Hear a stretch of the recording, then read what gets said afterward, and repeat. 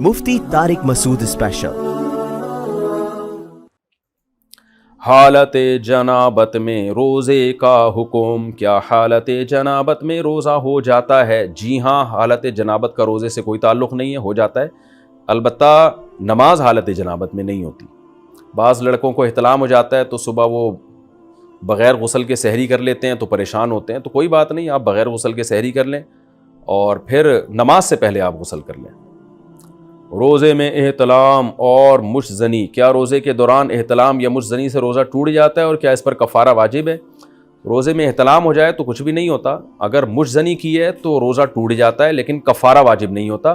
कबीरा गुनाह भी है कि आपने रमज़ान का रोज़ा तोड़ा क्यों और रोज़े में इतना बड़ा गुनाह क्यों किया आपने, तो डबल गुनाह मिलेगा आपको, लेकिन कफ़ारा लाजिम नहीं है। कफ़ारा जो लाजिम होता है वो जिमा करने से, तो अगर प्रॉपर जब तक इंटरकोर्स किसी ने ना किया हो तो इंटरकोर्स करने से जो है बीवी के साथ या किसी भी औरत के साथ, जो हराम है, नाजायज़ है बहरहाल, लेकिन उससे क्या होता है कि रोज़ा भी टूटेगा और कफ़ारा भी लाजिम होगा। लेकिन अगर इसके बगैर ही कोई डिस्चार्ज हो गया, चाहे ज़ौजा के ज़रिए हो या अपनी हाथ के ज़रिए हो, अपने हाथ के ज़रिए, जो अपने हाथ से ये काम करना तो बहरहाल बहुत बड़ा गुनाह है और रोज़े में तो और भी ज़्यादा बड़ा गुनाह है, लेकिन ये कि उससे रोज़ा तोड़ने का गुनाह होगा, कफ़ारा लाजिम नहीं होगा। तो जो नौजवान रोज़ा रख के अगर खुदा न ख्वास्ता ये काम कर लेते हैं, मुजज़नी कर लेते हैं, तो तौबा इस्तिग़फ़ार भी करें और बाद में एक रोज़ा क़ज़ा भी करें, लेकिन कफ़ारा उन पर लाजिम नहीं है। रोज़े में इंजेक्शन और ड्रिप का हुक्म, रोज़े की हालत में इंजेक्शन या ड्रिप लगाने का हुक्म बयान कर दें। कुछ नहीं होता है, ड्रिप या इंजेक्शन लगाने से रोज़ा नहीं टूटता। कौन सी उल्टी होने से रोज़ा टूट जाता है? उल्टी आई और निगल ली तो क्या रोज़ा टूट जाएगा? तलहा साहब कराची से, देखें, मुंह भर के उल्टी आई ना, फुल स्पीड के साथ, जो रोकना ही मुमकिन नहीं था आपके लिए, इतनी भर के, ऐसी उल्टी को निगलने से रोज़ा टूट जाता है। लेकिन आम तौर पे जो उबकाइयाँ आ रही होती हैं, सहरी के बाद लोगों ने इतना फोड़ा फाड़ा होता है, इफ्तारी में इतने पकोड़े फोड़ दिए और फिर सहरी में भी दबा के फोड़ फाड़ दिया, तो उसके बाद तबाही आ जाती है और वो उबकाइयाँ आती हैं, तो वो थोड़ी बहुत जो उबकाइयाँ आती हैं उनको निगल लिया तो इससे रोज़ा नहीं टूटता। उल्टी से दो सूरतों में रोज़ा टूटता है। एक ये कि आप ने खुद से उल्टी की हलक में हाथ डाल के और वो उल्टी भी मुंह भर के हुई हो, तो ऐसी उल्टी से रोज़ा टूट जाता है। एक तो ये। दूसरा ये कि उल्टी आपने खुद ना की हो, हुई मुंह भर के हो, लेकिन आपने निगल ली उसको, तो रोज़ा टूटता है। तो अगर खुद हुई तो भले मुंह भर के, यानी अगर खुद हुई और निगली नहीं तो बेशक मुंह भर के भी हो तो रोज़ा नहीं टूटता, क्योंकि आपने निगली नहीं है। और अगर खुद आपने हाथ डाल के उल्टी की मगर मुंह भर के नहीं हुई वो, तो भी रोज़ा नहीं टूटता।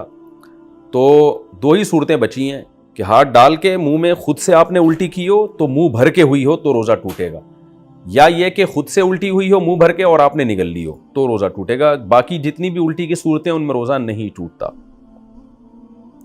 शुगर के मरीज़ का रोज़ा तोड़ना, मेरा शुगर लेवल अक्सर कम हो जाता है, अगर रोज़ा ना हो तो कुछ मीठा खा लिया जाए तो बेहतर होता है, लेकिन रोज़े की हालत में अगर शुगर लेवल कम हो जाए तो क्या रोज़ा तोड़ने की गुंजाइश होगी? नीज़ क्या रोज़े की हालत में इंसुलिन लगा सकते हैं? हबीबुल्लाह लाहौर से, देखें, अगर रोज़ा रखने से आपके शुगर लेवल डाउन हो गया और तो ज़ाहिर है शुगर के पेशेंट को तो इससे मौत का भी ख़तरा होता है, कोमे में जाने का ख़तरा होता है, तो ऐसी सूरत में सिर्फ गुंजाइश ही नहीं है बल्कि रोज़ा तोड़ना लाजिम है, क्योंकि जान बचाना बहरहाल पहले फ़र्ज़ है। बाकी रोज़े की हालत में इंसुलिन लगा सकते हैं जी, इंजेक्शन हर तरह का लगाया जा सकता है रोज़े की हालत में। रोज़ा किस उम्र में फ़र्ज़ है? मेरी बेटी की उम्र 13 साल है मगर वो शरई तौर पर बालिग नहीं हुई, क्या इस पर रोज़ा फ़र्ज़ है? लेकिन लड़के पर किस उम्र में रोज़ा फ़र्ज़ होगा? उम्मे अहमद, देखें, बेटी की उम्र 13 साल है और अभी रोज़ा फ़र्ज़ नहीं है, लेकिन चूँकि करीबुल बुलूग हो चुकी है तो आप पर लाजिम है कि बेटी को रोज़े रखवाएं। ये भी मुमकिन है कि रमज़ान में ही उसको मेंसेस आना शुरू हो जाएं, तो जैसे ही मेंसेस आना शुरू होंगे अगले दिन से वो उसी दिन से बालिग समझी जाएगी, लिहाजा मेंसेस बंद होते ही उस पर लाजिम होगा कि रोज़े शुरू कर दे। तो वरना अगले साल तो रोज़े रखने ही पड़ेंगे उसको, क्योंकि उमूमन ख़वातीन को, बच्चियों को 14 साल से पहले मेंसेस आ जाते हैं, तो इसलिए आप पर यह लाजिम है कि उसको अभी रोज़ों की आदत डालने के लिए आप उसको सारे रोज़े रखवाएँ, वरना एकदम से रोज़े फ़र्ज़ होते हैं तो पूरे रखे नहीं जाते फिर। और लड़के पर भी जब पहली दफ़ा उसको नाइट फॉल हो, एहतलाम होता है, तो उस पर रोज़े फ़र्ज़ हो जाते हैं, क्योंकि वो बालिग शुमार होता है। तो लिहाजा 13-14 साल का अगर लड़का है तो उसको भी पूरे रोज़े रखवाने चाहिए। हाँ, इससे कम उम्र है, जैसे 10 साल या उससे कम उम्र के लड़के हैं, تو پھر ان کو اگر گرمیوں کے لمبے لمبے روزے ہیں تو پھر پورے روزے نہ رکھوائیں, تھوڑے تھوڑے کر کے رکھوائیں, ان کو عادت ڈالیں, کیونکہ پھر ان کی باڈی کو نقصان کا خطرہ ہوتا ہے. روزے کا مقصد ہماری باڈی کو نقصان پہنچانا نہیں ہے بلکہ ایک روحانی قوت پیدا کرنا ہے. تو بچوں کو بہت زیادہ روزے رکھوانے سے بہرحال نقصان ہوتا ہے, لیکن 10 سال یا اس سے بڑے ہو جائیں نا تو پھر تھوڑے تھوڑے کر کے روزے ان کو رکھوانے چاہیے. 13-14 سال کی عمر میں تو پورے روزے رکھوانے چاہیے بچوں کو, تاکہ ان کو عادت پڑے, بالغ ہونے کے بعد پھر وہ چھوڑیں نہیں. اور اللہ کا شکر ہے ہمارے سوسائٹی میں, مسلمان گھروں میں بچے تو بڑے شوق سے روزہ رکھتے ہیں اور بہت انجوائے کرتے ہیں رمضان کو. تو بچوں کو جو ذرا بڑی عمر کے بچے ہیں ان کی بات کر رہا ہوں, تو ان کو رکھوانے چاہیے. سحری اور افطاری, اچھا چھوٹے بچے کی روزہ کشائی کرنا, کیا قریبی رشتہ داروں کو بلا کر بچے کی روزہ کشائی کرنا جائز ہے؟ عبید زبیری, بس یہ بچے کو اپریشیٹ کرنے کے لیے ہوتا ہے, گیدرنگ ہوتی ہے اس بہانے, تو جائز ہے, اس میں کوئی حرج نہیں ہے. تھوڑا سا بچے بھی خوش ہو جاتے ہیں, ان کو حوصلہ افزائی ہو جاتی ہے. سحری اور افطاری میں کیا کھائیں؟ افطاری میں کیا کھانا سنت ہے اور سحری میں کیا کھانا چاہیے؟ افطاری میں ڈانٹ کھانی چاہیے, سحری میں جو مرضی کھائیں, کیونکہ افطاری میں اکثر جلد بازی میں گھر کی خواتین بیچاری ٹینشن میں ہوتی ہیں, ان کو بھی ڈانٹ مل رہی ہوتی ہے, ان کی طرف سے بھی ڈانٹیں پارسل ہو رہی ہوتی ہیں. بہرحال جی افطاری میں کیا کھانا سنت ہے؟ کھجور, نبی صلی اللہ علیہ وسلم اس سے روزہ افطار کیا کرتے تھے اور اس کی ترغیب بھی دی آپ صلی اللہ علیہ وسلم نے. اور کھجور میں کاربوہائیڈریٹ ہوتا ہے بہت زیادہ. ہم جب ہمارا شوگر لیول اتنا ڈاؤن ہوتا ہے اور کمزوری ہو جاتی ہے روزے کے جو اینڈ میں, تو پھر ایسی صورت میں ہمیں کھجور جیسی ہی کوئی چیز لینی چاہیے. ہم لوگ کیا کر رہے ہوتے ہیں, شربتیں پی رہے ہوتے ہیں چینی کے, اس میں کاربوہائیڈریٹ تو ہوتا ہے اور وہ شوگر لیول ڈھا کر کے اوپر چلا جاتا ہے ہمارا, اور پھر دماغ ٹون ہونا شروع ہو جاتا ہے مغرب کے بعد سے, غنودگی بجائے فریشنس کے اور بیکار لائف ہو جاتی ہے. اور پھر تراویوں میں لوگ کیسے اونگ رہے ہوتے ہیں. تو میٹھا نہیں کھانا چاہیے افطاری میں, جو بہت زیادہ لوگ میٹھا پھوڑ رہے ہیں. میڈیکل سائنس کی باتیں کر رہا ہوں, اسلام کی بات نہیں کر رہا میں, ایک ظاہر اپنا تجربہ شیئر کر دینا چاہیے. تو چینی اور اس سے بنے ہوئے شربتوں سے اوائڈ کرنا چاہیے. کھجور میں میٹھا ہوتا ہے لیکن وہ اچھی قسم کا میٹھا ہوتا ہے, اس سے وہ غنودگی نہیں آتی, اور اس میں منرلز بہت زیادہ ہوتے ہیں, آپ کو طاقت بھی ملتی ہے اس سے, بہت سارے منرلز ہوتے ہیں اس میں, وائٹامنز ہوتے ہیں, تو اور سنت بھی ہے. تو کھجور کا ایسا, پھر ہمارے ایک بڑی ظلم یہ کرتے ہیں کہ اتنا سا کھجور لے کے نا بس ایک افطار کیا, اس کے بعد پھر ڈائریکٹ آ جاتے ہیں پکوڑوں پہ. تو کھجور تمیز سے کھا لو بھائی, ذرا اچھی طرح کھا لو, اس میں کیا جا رہا ہے آپ کا, اتنا مزیدار غذا ہے اور سکون بھی ملتا ہے, راحت بھی ملتی ہے, طاقت بھی آتی ہے. پھر اس کے بعد آپ تھوڑی بہت جو گنجائش رہ جائے گی وہ پکوڑے سموسے پھوڑ پھاڑ لینا. تو کھجور کے ساتھ بہت نفرت ہے. نبی صلی اللہ علیہ وسلم نے فرمایا جس گھر میں کھجور نہیں ہے نا فَأَهْلُهُ جِيَاعٌ, وہ گھر والے بھوکے ہیں. تو اس لیے عرب میں ہمیشہ وہ اپنے فریج میں لازمی کھجور رکھتے ہیں, بلکہ کھجور کو تو فریج میں رکھنے کی بھی ضرورت نہیں ہے, باہر بھی رکھ دیں تو بھی ٹھیک رہتی ہے وہ. اس لیے کھجوروں کا استعمال گھروں میں ڈالیں, بچوں کو یہ آرٹیفیشل میٹھے سے بچا کے ان چیزوں پہ لے کر آئیں. باقی سحری میں کیا کھانا چاہیے؟ سحری میں بھی کھجور کھا لیں, پھل کھا لیں, کچھ بھی کھا لیں, ڈاکٹر بتائے گا آپ کو, میں کیا بتاؤں گا آپ کو بھائی کیا کھائیں. جو ابھی کھا رہے ہیں نا وہ بہرحال نہ کھائیں. جو کچھ پیزے برگر وغیرہ سحریوں میں کھائے جا رہے ہیں نا, پھر سارا دن جو ڈکاریں چلتی ہیں تو اللہ کی پناہ ہے وہ. کیونکہ میں نماز میں آتا ہوں نا, تو جو ڈکاریں جس قسم کی سننے کو مل رہی ہوتی ہیں اس سے بہت افسوس ہوتا ہے. مسلمان کدھر کو جا رہا ہے. رمضان میں یہ حال ہے, اور وزن بڑھ رہا ہے رمضان میں لوگوں کا کم ہونے کے بجائے. تو باقی ڈاکٹر بتائے گا, حکیم صاحب بتائیں گے کیا کھانا ہے کیا نہیں کھانا ہے, یہ میں نہیں بتاؤں گا. رمضان میں ذخیرہ اندوزی کرنا, رمضان میں ذخیرہ اندوزی کر کے قیمتیں بڑھا دی جاتی ہیں, اس کا کیا وبال ہے؟ اگر کوئی چیز مارکیٹ میں شارٹ چل رہی ہے, کھانے پینے کی چیز ہے, لوگوں کو مل نہیں رہی, تو اس میں ذخیرہ اندوزی حرام ہے, وہ غلط چیز ہے. لیکن اگر وہ اویلیبل ہے مارکیٹ میں, یہاں سے نہیں ملے گا تو وہاں سے مل جائے گا, تو پھر اگر کوئی تاجر روک لیتا ہے کہ جی میں بعد میں بیچوں گا, تو ٹھیک ہے, اس میں کوئی گناہ نہیں ہے.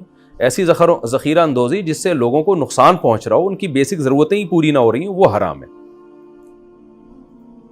رمضان میں اصلاح نفس کا طریقہ, رمضان المبارک میں انسان کی اصلاح کا کیا طریقہ ہونا چاہیے؟ محمد سفیان, یہ تو شرعی مسئلہ نہیں ہے, یہ تو آپ نے پورا واعظ و نصیحت کی باتیں پوچھنا شروع کر دی سفیان بھائی. باقی اصلاح کا طریقہ یہی ہونا چاہیے کہ ایک لسٹ بنائیں گناہوں کی رمضان سے پہلے. ابھی تو رمضان شروع نہیں ہوا نا, تو آپ لسٹ بنا دیں کہ میرے اندر یہ گناہ ہے, میں رمضان میں سارے گناہ سے انشاءاللہ توبہ کروں گا, اور روزے بھی پڑھیں, روزے بھی رکھیں, تراویح بھی پڑھیں, تہجد بھی پڑھیں, دعائیں بھی مانگیں, اسی نیت کے ساتھ کہ اللہ میں نے اپنی زندگی چینج کرنی ہے. تو اس سے انشاءاللہ آپ کے گناہ بھی چھوٹیں گے. کیا روزے سے تمام گناہ معاف ہو جاتے ہیں؟ کیا رمضان میں روزہ رکھنے سے کبیرہ گناہ بھی معاف ہو جاتے ہیں؟ سیف اللہ صاحب پاک پتن سے. دیکھیں, کبیرہ گناہوں کا اصول یہ ہے کہ جب تک توبہ نہ کی جائے وہ معاف نہیں ہوتے. اس لیے رمضان میں عام طور پہ کبیرہ گناہوں سے توبہ کی توفیق مل جاتی ہے. اس لیے کہا جاتا ہے کہ رمضان میں سارے صغیرہ کبیرہ گناہ معاف ہو جاتے ہیں. وجہ اس کی ہے کہ کبیرہ گناہوں سے بھی توبہ کی توفیق عام طور پہ رمضان میں مل جاتی ہے. تو اس لیے آپ کوشش کریں کہ رمضان میں کبیرہ گناہ بھی چھوڑ دیں اور ان سے سچی توبہ کریں. روزے کی نیت کیسے کریں؟ روزے کی نیت کیسے کی جاتی ہے؟ اگر سحری میں آنکھ نہ کھلے تو روزے کا کیا حکم ہے؟ دیکھیں روزے کی نیت بس دل میں کی جاتی ہے. رمضان میں تو سب کی نیت ہوتی ہے. جو سحری کر رہا ہے تو اس لیے کر رہا ہے نا کہ روزہ رکھے گا, تو اتنی نیت کافی ہے. یہ جو مشہور دعا ہے وہ بھی صومی غد نویت من شہر رمضان, یہ کسی حدیث سے ثابت نہیں ہے, تو بس دل میں نیت کافی ہے. تو البتہ جو قضا روزہ ہے نا, قضا روزہ رمضان کا جب آپ قضا روزہ کریں تو پھر نیت صبح صادق سے پہلے ضروری ہے. اور اگر قضا روزہ نہیں رکھ رہے, نفلی روزہ رکھ رہے ہیں یا رمضان کا روزہ رکھ رہے ہیں رمضان کے اندر, تو پھر نصف النہار سے پہلے بھی نیت کافی ہے. نصف النہار کا مطلب یہ ہوتا ہے صبح صادق سے لے کے غروب آفتاب تک جتنے گھنٹے بنتے ہیں نا, تو آدھا ٹائم گزرنے سے پہلے. جیسے روزہ اگر 14 گھنٹے کا روزہ ہے تو صبح صادق سے لے کے 7 گھنٹے گزرنے سے پہلے تک آپ روزے کی نیت کر سکتے ہیں. تو اگر کسی کی سحری میں آنکھ نہ کھلے اور رمضان میں, تو جیسے ہی آنکھ کھلے بس وہ اسی وقت نیت کر لے, کیونکہ رمضان کا روزہ چھوڑنا کبیرہ گناہ ہے, وہ نہیں چھوڑ سکتے. اگر سحری میں آنکھ نہ کھلے تو بھی نہیں چھوڑ سکتے. بعض لوگ کم ہمت ہی کرتے ہیں کہ جی سحری میں آنکھ نہیں کھلی, دن بہت لمبا ہے, رات کو کھانا بھی تسلی سے نہیں کھایا تھا تو اب روزہ چھوڑ دیں. نا, آپ کو روزہ چھوڑنے کی اجازت نہیں ہے. روزہ آپ کو رکھنا پڑے گا, چاہے افطاری میں ڈٹ کے کھایا ہو یا نہ کھایا ہو, رات کو ڈنر کرنا یاد رہا ہو یا بھول گئے ہوں, صبح سحری میں آنکھ کھلی ہو یا نہ کھلی ہو, رمضان کا روزہ آپ نہیں چھوڑ سکتے سوائے اس کے کہ آپ سفر میں ہوں یا آپ بیمار ہوں. اس کے علاوہ آپ کے لیے اجازت نہیں ہے. سحری اور افطاری اذان سے کریں یا وقت سے؟ سحری اور افطاری کا تعلق اذان سے ہے یا وقت دیکھ کر سحر و افطار کرنا چاہیے؟ وقت سے اس کا تعلق ہے, اذان سے نہیں ہے. اذانیں بعض دفعہ غلط ہو جاتی ہیں. بعض اہل حدیث حضرات یہ کرتے ہیں کہ سورج ابھی آدھا غروب ہوتا ہے تو وہ اذانیں دے کے سب کا روزہ توڑوا دیتے ہیں, خراب کر دیتے ہیں. تو میں نہیں کہتا سارے اہل حدیث ایسا کرتے, لیکن ان اہل حدیث کی خدمت میں گزارش ہے کہ خدارا آپ اپنا مسلک دوسروں پہ تھوپتے کیوں ہیں؟ اگر آپ کی رائے یہ ہے کہ آدھا سورج غروب ہونے پر افطار جائز ہے تو آپ کر لیں, لیکن آپ اذان دے کے سب کے روزے توڑوا دیتے ہیں اور اپنی رائے سب پہ مسلط کرتے ہیں, تو یہ بہت غلط ہے, یہ بہت زیادتی ہے. نہیں, آپ اختلافی آپ ایک مسئلہ ہے تو اس میں اپنی رائے زبردستی ٹھونس کیوں رہے ہیں آپ دوسرے کے اوپر؟ بعض دفعہ ایسے ہوئے ہیں واقعات کہ کسی اہل حدیث کی مسجد سے اذان ہی پہلے ہو گئی, تو ان سے پوچھا گیا تو کہہ رہے ہیں ہمارے مسلک میں اور یہ حدیث کی روشنی میں جائز ہے. حالانکہ ایسا نہیں ہے حدیث سے. آپ کی ایک رائے ہے, آپ نے حدیث کی ایک تشریح کی ہے, تو اس تشریح کی وجہ سے آپ کی یہ رائے ہے نا, تو آپ اپنی رائے دوسری کی رائے پہ مت تھوپیں مت اس کو. تو اس لیے اگر کسی نے اذان سن کے روزہ افطار کر لیا اور بعد میں دیکھا کہ ٹائم ابھی داخل نہیں ہوا تھا تو اس کا روزہ ٹوٹ گیا, اس کو قضا کرنی پڑے گی. اور اگر پتہ تھا اس کو کہ روزے کا ٹائم ابھی شروع نہیں ہوا, سورج مکمل غروب نہیں ہوا ہے, پھر بھی اس نے اذان سن کے روزہ توڑ دیا, تو پھر کفارہ بھی لازم ہوگا اس کے اوپر. تو اس لیے اذان کے بجائے نا جو سحر افطار کے جو ٹائم کے جو جدول ملتے ہیں, نقشے ملتے ہیں, ان کو دیکھا کریں اور اس سے بھی احتیاطاً 2 منٹ بعد روزہ کھولیں. یہ جو حدیث میں آتا ہے کہ جلدی افطار کا ہمیں حکم ہے, تو بالکل ایسا ہی ہے, لیکن جلدی کا مطلب یقین تو ہو کہ سورج غروب ہو گیا ہے. تو یہ جو نقشے ہمیں ملتے ہیں جن میں سورج غروب ہونے کا ٹائم لکھا ہوتا ہے, یہ احتیاطی ٹائم ہوتا ہے, یقینی نہیں ہوتا, یعنی 100% اس پہ یقین نہیں ہوتا. لہذا اس میں کم از کم 2 منٹ کی احتیاط لازمی کیا کریں. میرا یہ معمول ہے ہمیشہ سے کہ اگر سورج غروب ہونے کا ٹائم 6:30 لکھا ہوا ہے تو میں 6:32 پہ افطار کرتا ہوں. تو سحری میں بھی بہتر ہے کہ 1 منٹ پہلے بند کر لیں.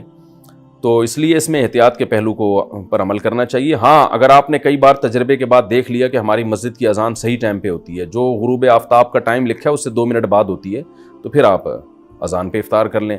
میں جہاں رہتا ہوں یہاں ہم نے مؤذن کو پابند بنایا ہوا ہے کہ بھائی جو غروب آفتاب کا ٹائم ہے, جو ایگزیکٹ ٹائم ہے نا, اس سے 2 منٹ کے بعد آپ نے اذان دینی ہے. تو وہ دیتے ہیں اس طرح, پھر ہمیں اطمینان ہوتا ہے کہ اذان صحیح ٹائم پہ ہو رہی ہے, تو پھر آپ اذان پہ افطار کر سکتے ہیں. منہ میں غلطی سے پانی چلا گیا تو روزہ کیا ٹوٹ جائے گا؟ اگر غلطی سے منہ میں پانی چلا جائے تو روزہ ٹوٹ جائے گا اور صرف قضا ہوگی یا کفارہ بھی ہوگا؟ ایک ہوتا ہے بھولے سے پانی پی لینا, تو بھولے سے پانی پینے سے تو روزہ بھی نہیں ٹوٹتا, کفارہ بھی نہیں ہوتا. ایک ہے غلطی سے پانی چلا جانا, یعنی آپ کو روزہ یاد تھا اور آپ نے منہ میں کلی کی اور غلطی سے منہ میں چلا گیا, وہ روک ہی نہیں سکے پانی, تو پھر روزہ ٹوٹ جائے گا آپ کا. ایسی کوئی حدیث ہمارے پاس نہیں ہے جس میں آتا ہے کہ غلطی سے پانی پینے سے بھی روزہ نہیں ٹوٹتا. بھولے سے ہے, غلطی کا نہیں ہے. تو غلطی سے چلا گیا تو یہ چونکہ آپ کی غفلت ہے لہذا روزہ ٹوٹ جائے گا, لیکن کفارہ نہیں ہوگا کیونکہ جان کر آپ نے نہیں کیا, صرف قضا ہوگی. روزہ نہیں رکھا تو صرف قضا اور کفارے کا حکم. اگر کوئی شخص جان بوجھ کر روزہ نہ رکھے تو بعد میں قضا کرے گا یا کفارہ بھی دے گا. اگر روزہ رکھا ہی نہیں ہے تو پھر صرف قضا کرے گا, کفارہ نہیں دے گا, اور بہت بڑا کبیرہ گناہ بھی ہوگا, مرتکب ہوگا گناہ کا. اور اگر توڑ دیا تو پھر کفارہ بھی ہے 60 روزوں کا. روزہ توڑنے کا کیا وبال ہے, جان بوجھ کر روزہ توڑنے کا رواج بڑھتا جا رہا ہے. اس بارے میں کچھ ارشاد فرما دیں. بہت بڑا جرم ہے رمضان کا روزہ چھوڑنا بھی اور توڑنا بھی. چھوڑ دیا تو قضا رکھنی پڑے گی اور گناہ بھی ہوگا, توبہ بھی کرنی پڑے گی.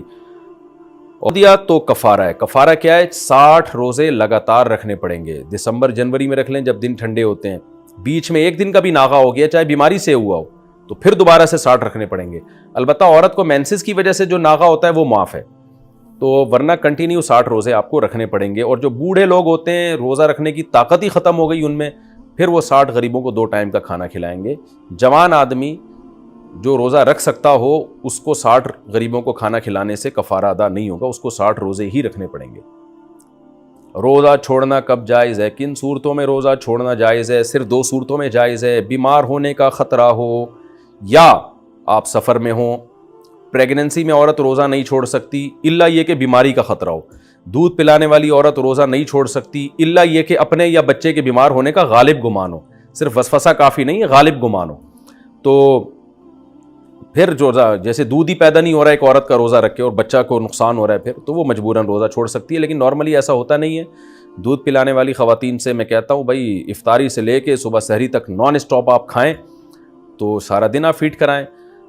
نارمل خواتین رکھتی ہیں ہمیشہ سے, مسلمان سوسائٹی میں روزے رکھتی ہیں. پریگننٹ خواتین بھی رکھتی ہیں, بلکہ پریگننسی میں تو خواتین سے کھایا ہی نہیں جا رہا ہوتا, ویسے بھی متلی آتی ہے ان کو, تو وہ بلا وجہ سستی میں روزے چھوڑ دیتی ہیں. بہرحال اگر بیمار ہونے کا خطرہ ہے یا واقعی دودھ اتنا کم ہو رہا ہے کہ بچہ بیمار ہو جائے گا یا اس کا پیٹ نہیں بھرے گا اور وہ بیماری کی طرف جائے گا تو پھر روزہ چھوڑا جا سکتا ہے. تو بیماری میں اور سفر میں. باقی کوئی عذر ایسا نہیں ہے جس میں روزہ چھوڑنے کی شریعت نے اجازت دی ہو. مزدور کو بھی روزہ رکھنا پڑے گا, اور آپ کا کل پیپر ہے تو بھی آپ کو روزہ رکھنا پڑے گا. مزدوروں کے لیے روزہ رکھنے کا حکم. کیا مزدور حضرات یا سخت محنت کش افراد روزہ چھوڑ سکتے ہیں؟ نہیں چھوڑ سکتے. مزدور کو بھی روزہ رکھنا پڑے گا, سخت محنت کش افراد کو بھی روزہ رکھنا پڑے گا, کیونکہ اللہ میاں نے روزے میں بیمار کو اور مسافر کو چھوٹ دی ہے. اب سوال پیدا ہوتا ہے شدید گرمی میں پھر مزدور کرے کیا؟ تو مزدور کوشش کرے نائٹ ڈیوٹی کرے, اور مالک کو بھی حکم ہے جو مزدوری کرواتے ہیں ان کو بھی چاہیے کہ مزدور کا خیال کریں, رمضان میں اس کو زیادہ بوجھ نہ دیں, رات کے وقت میں کام کروائیں, دن میں اس کو چھٹی دے دیں.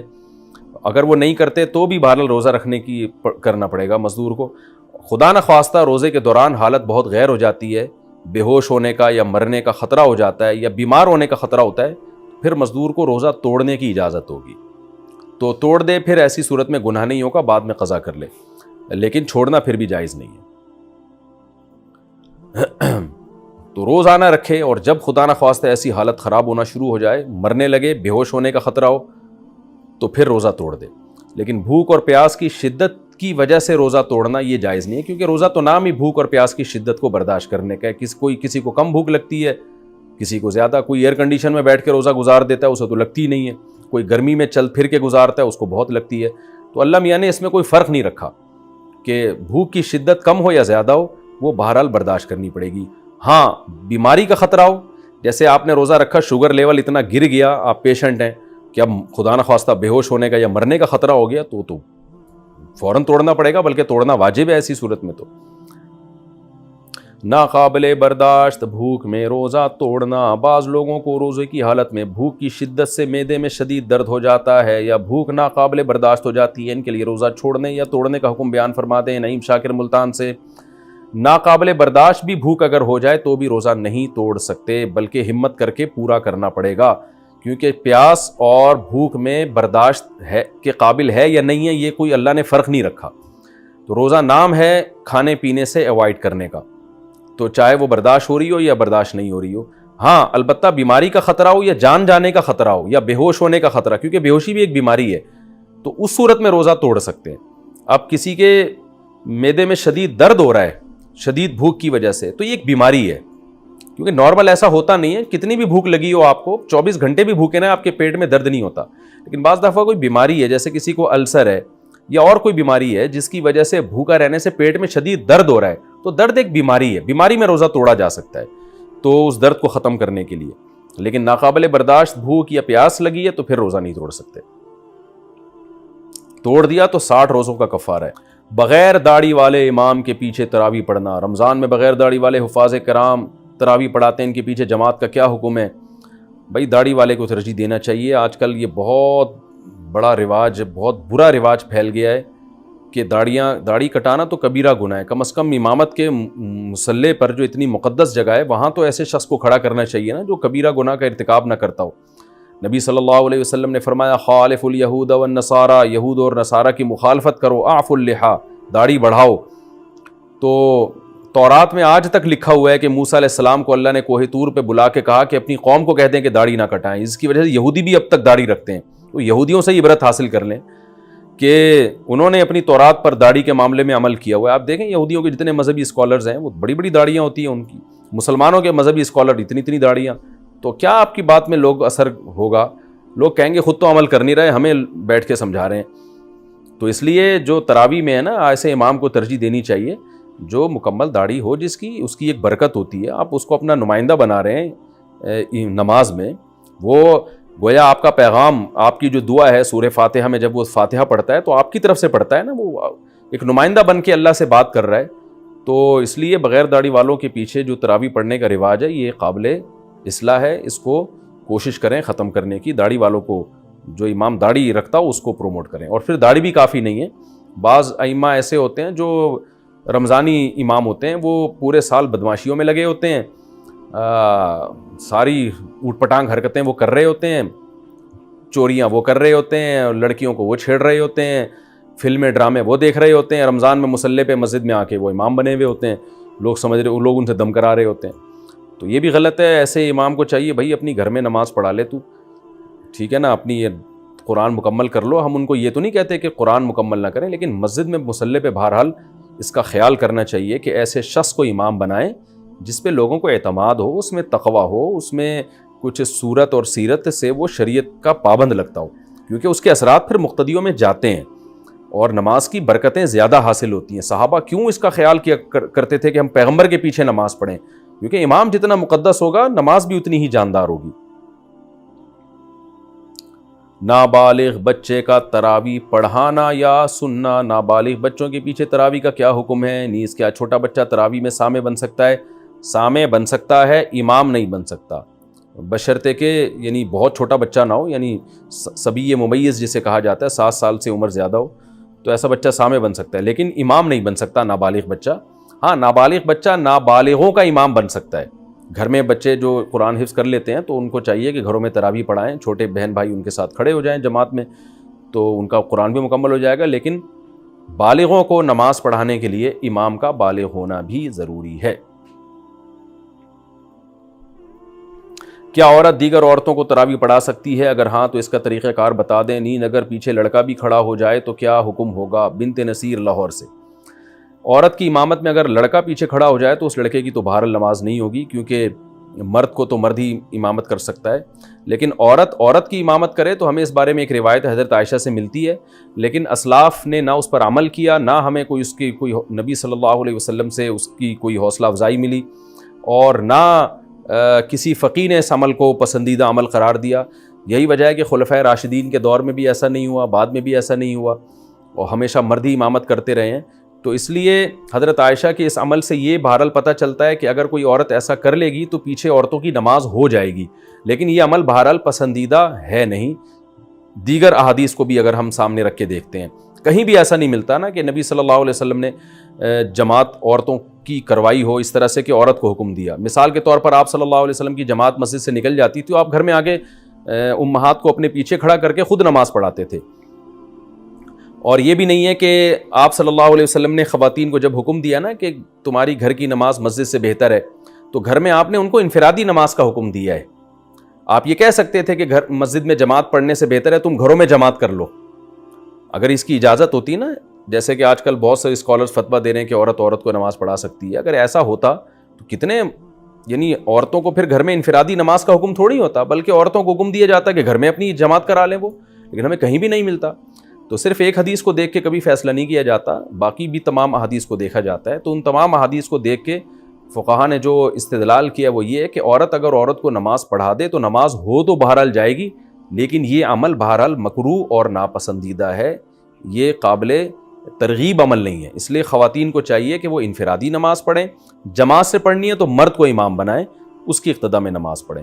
اور اگر بالفرض عورت کو نماز پڑھاتی ہے مکروہ ہونے کے باوجود، وہ کہتی نہیں شوق ہے اس کو پڑھانے کا، تو پھر خواتین امام جو ہے نا وہ صف کے بیچ میں کھڑی ہوں گی، وہ آگے نہیں کھڑی ہوں گی، کیونکہ نماز میں عورت کو بہت زیادہ سمٹنے کا اور پردے کا حکم ہے، ایکسپوز ہونے کی اجازت نہیں ہے. تو اس میں پھر یہ ہے کہ وہ خواتین، جیسے حضرت عائشہ کے بارے میں یہی ہے نا کہ خواتین کے بیچ میں تھیں وہ، تو پھر آگے جانے کے بجائے جہاں صف ہے اسی کے بیچ میں وہ عورت کھڑی ہو کے نماز پڑھائے گی.